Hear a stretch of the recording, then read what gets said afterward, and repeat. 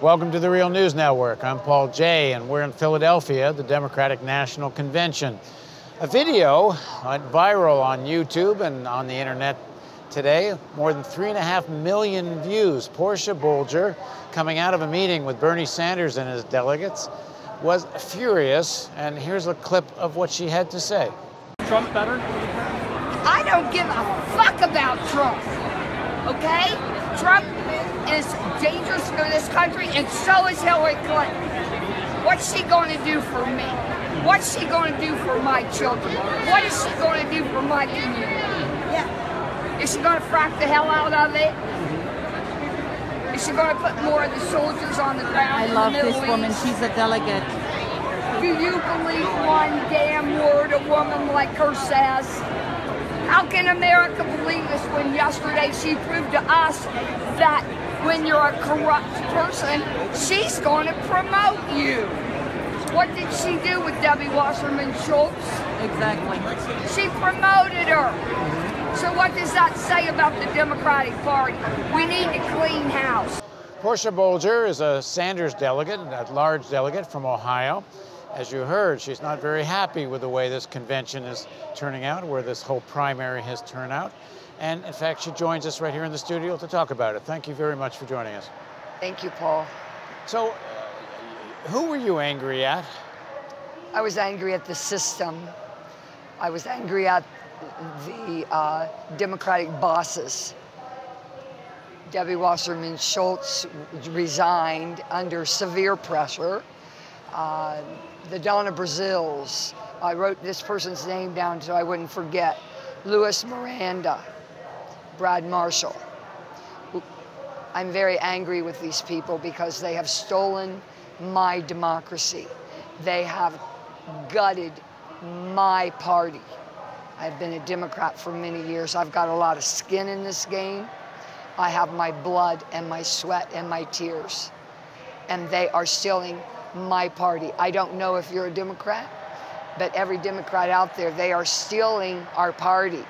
We have got to save the Democratic Party. Now, they would argue they won the primary. They didn't need superdelegates to win. They won more votes. So how are they stealing it? Have you read WikiLeaks? We knew all along what was going on, the long lines, the voter suppression, how many hundreds of thousands of people's affiliation with the party flipped from Democrat to Republican. All the craziness over the crossover ballots in California. How many voting places were shut down in Puerto Rico, in Arizona. I'll never forget watching the elderly people collapse in the heat after having to stand in such long lines to actually exercise one of the most sacred rights any person can have, is the right to vote. So we knew, and I know they knew too. And so the Donna Brazil. WikiLeaks has made it pretty clear how deliberate all this, much of this was. And it ain't a Russian plot, Paul.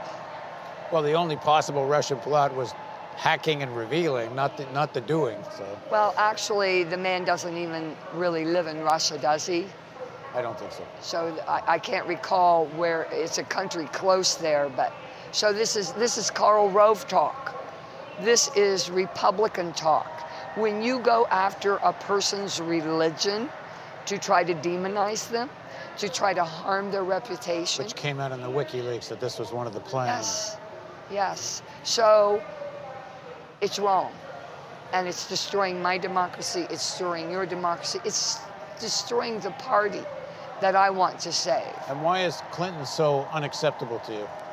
Because she's not honest. I've been very active in politics since I was 19 years old. That's when they changed the vote to 18.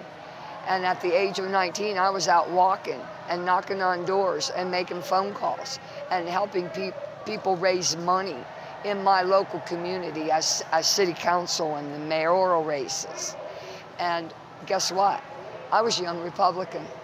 I was an Eisenhower Republican because Dwight D. Eisenhower, first of all, he supported the Equal Rights Amendment, which we've been fighting for 100 years, by the way. He was pro-union. He was an environmentalist president. And after having served in war and saw the horror of it, he didn't want to take this country to war anymore. So fast forwarding, when Ronald Reagan came after the air traffic controllers, I realized that the Republican Party left me.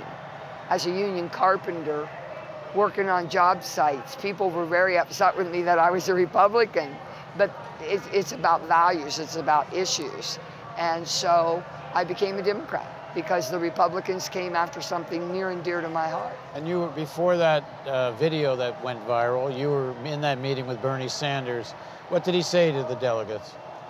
He talked about, he reminded us, he underscored the amazing accomplishments that the revolution has brought forth in this country. He reminded us this is about us.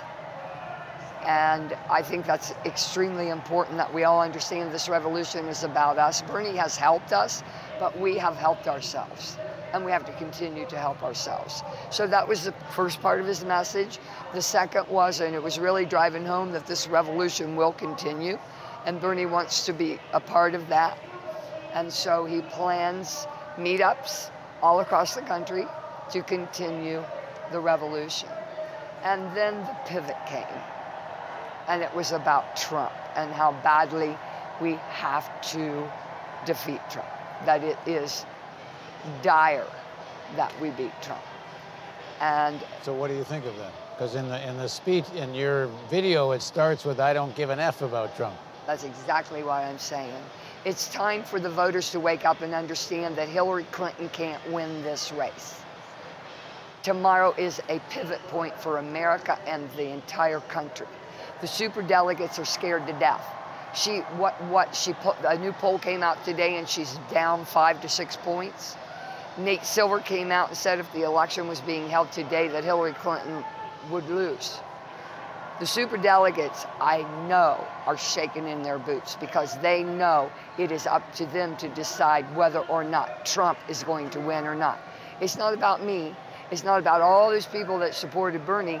We were behind a winning candidate. And that you're referring to tomorrow being Tuesday will be the roll call Yes. on the nomination of Hillary Clinton Yes. for the nominee of the party.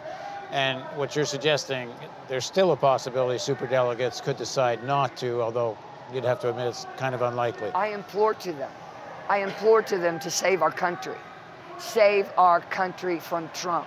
They are backing a candidate that cannot win. She has not, how long ago was it that she hit 50%? You can't win an election. I'm from Ohio. I am in a swing state. I live in Ross County, which is a swing county. Hillary Clinton may be able to win Ross County, but she's not going to win Ohio. There's too many people in there that just, I'm sorry, and I don't hate Hillary Clinton. I don't hate people. I hate what she's standing for, which is the establishment that's taking my party to the depths of hell as far as I'm concerned. There was a moment when Sanders spoke to the delegates where he said, to defeat Trump, we're going to have to elect Hillary. I don't think he sounded as reluctant as I'm positioning it. But some people suggested there were some boos at that point, but you didn't think so. I heard no boos, but what? You hear my voice. I was saying, we want you. We want you. And when he said how dangerous Trump was, our fists went in the air and said, she is too. Hillary is too, and she is dangerous. She is, and I don't hate Donald Trump. He's another human being on this earth. I do not like what he stands for. Are you disappointed in Sanders endorsing Clinton? He said he would in the beginning, so. I knew it was coming on the day that I heard him do it. It broke my heart because I felt like, I keep reminding myself, because it's kind of unique, isn't it, that somebody's actually honest? But I had to keep reminding myself, this is a man of his word. And sadness from the truth is better than happiness from lies. And if once Bernie crosses the path of not being truthful, then that's another whole ball game that could be negative. So Bernie stood by his word, and it makes me very sad. Bernie Sanders is my champion, one of them. I'm not Bernie's sheep. He's not my savior, but he is the first absolute solid, pure candidate that I've ever been behind, and I'm 63. So Bernie also, there was a moment there that touched me as we were screaming, "She is too." You know, like I didn't hear anybody boo, but it was an explosion of noise. Bernie's head went down. You could feel the weight on this man.